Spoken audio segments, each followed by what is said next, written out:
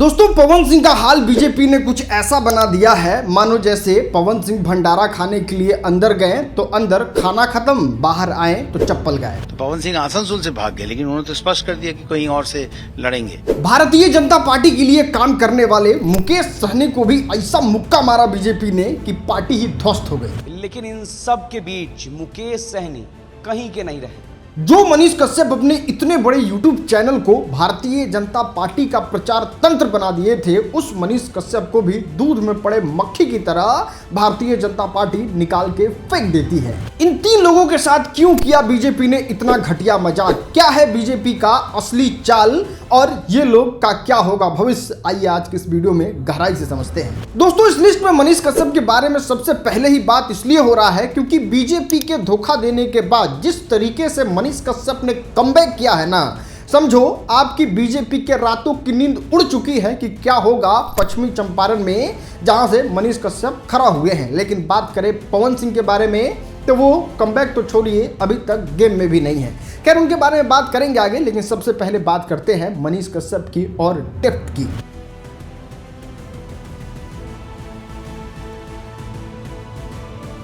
दोस्तों मनीष कश्यप ने अपने चुनावों की घोषणा कुछ इस अंदाज में किया है कि इंडिया तो छोड़िए, दुनिया के किसी भी देश के किसी भी नेता को इतनी औकात नहीं है कि वो कुछ इस तरीके से जनता को वादा कर दें। हम कहले बानी कि हम चुनाव लड़ें, हम जौन काम करें स्टाम्प पेपर पे लिख के करें। जितना करोड़ रुपया सरकार हमरा के सैलरी के रूप में देले रही, अगर पूरा काम पूरा ना होई तो सारा के सारा सैलरी जौन बाटे सरकार के वापस कर दें। दोस्तों अगर सोशल मीडिया की माने तो जिस प्रकार से मनीष कश्यप का लहर है उनके क्षेत्र में, उस तरीके से ना बीजेपी का है ना आरजेडी का है। और दोस्तों इतना सब कुछ करके मनीष कश्यप ने बिहारी होने का दायित्व पूरा किया है। एक गुजराती के धोखे को किस तरीके से बिहारी धोबी पटक देते हैं वो साबित किया है मनीष कश्यप ने राजनीति में अपने चुनावी क्षेत्र में। चाची हम वादा करता नहीं कि हम राउर बेटा के बेरोजगार ना मरे थे, ये वादा करता नहीं। चलिए दोस्तों ये तो हुआ मनीष कश्यप की कहानी जो कि एकदम सही और सटीक बैठी है धोखे के बाद भी।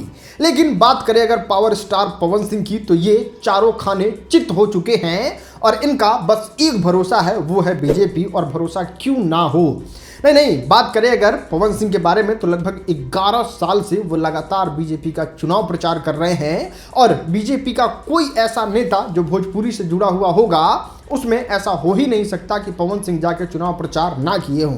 इतना ही नहीं, 11 साल से लगातार पवन सिंह बीजेपी के लिए गाना गा रहे हैं और लोगों को मोटिवेट कर रहे हैं कि आप जाके बीजेपी को वोट कीजिए लगभग 11 साल से। भारत के मान मोदी विश्व में बढ़ाई है। और दोस्तों वैसे बीजेपी के सच्चे सिपाही का टिकट बस इसलिए कट गया क्योंकि टीएमसी के एक नेता हैं जो बीजेपी से ही उधर गए हैं, वो 4 फर्जी स्क्रीनशॉट शेयर करते हैं अपने ट्विटर हैंडल पे, जिसका पवन सिंह से दूर दूर तक कोई नाता नहीं होता है।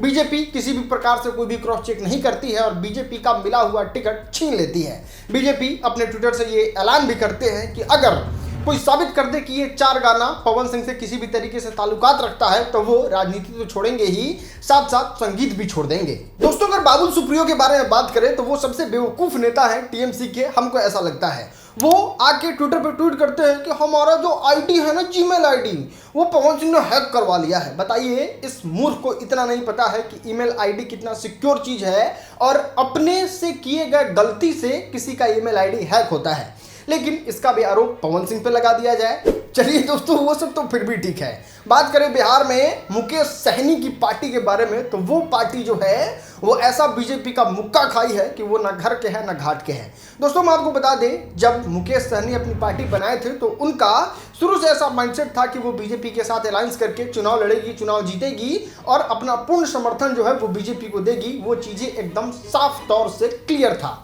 लेकिन बात करें अगर भारतीय जनता पार्टी के बारे में तो वो मुकेश सहनी से, जैसे पवन सिंह से चुनाव प्रचार करवाई बीजेपी खूब जम के और लास्ट में धोखा दे दिया, मनीष कश्यप से खूब प्रचार करवाई अपने बीजेपी का लास्ट में धोखा दे दिया, उस तरीके का ही हाल कुछ मुकेश सहनी का बता दिया और उनको भी टिकट देने से मना कर दिया कि ना भैया हम आपको किसी प्रकार का कोई टिकट नहीं देंगे। खैर दोस्तों, मुकेश सहनी का तो पता नहीं, लेकिन अगर इस राजनीति धोखा से अगर सबसे ज्यादा किसी को नुकसान हुआ है तो वो है हमारे भोजपुरी के पावर स्टार पवन सिंह। अगर इनको टिकट नहीं मिलेगा तो सबसे ज्यादा अगर कोई बर्बाद होगा तो वो पवन सिंह होंगे। लेकिन यहाँ तारीफ करना होगा मनीष कश्यप की। जैसे ही उनको धोखा मिलता है, अपना बिहारी स्टाइल में बांधते हैं मुरट्ठा और उस धोखा को ऐसा पटकते हैं कि बीजेपी का नींद उड़ा देते हैं। खैर, आपको क्या लगता है मनीष कश्यप क्या कर पाएंगे अपने राजनीतिक करियर में? नीचे कमेंट करके बताइएगा। बाकी वीडियो देखने के लिए आपका बहुत बहुत धन्यवाद दोस्तों।